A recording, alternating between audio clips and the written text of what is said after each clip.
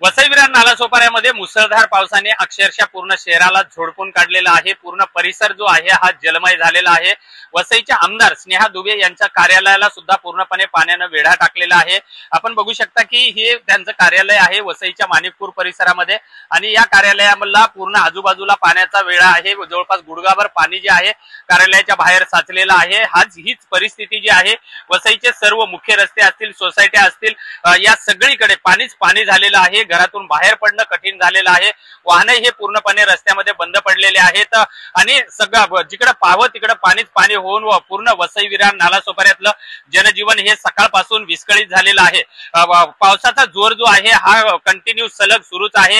हवामान खात्याने दिलेल्या रेड अलर्ट प्रमाणे जोरदार पाऊस जो आहे हा संपूर्ण पालघर जिल्ह्यामध्ये पडत असताना आपल्याला पाहायला मिळत आहे। आता हा पावसाचा जोर कधी कमी होईल आणि पाण्याचा कधी निचरा होईल हे पाहणंही तेवढंच महत्वाचं आहे। विजय गायकवाड, TV9 मराठी, वसई।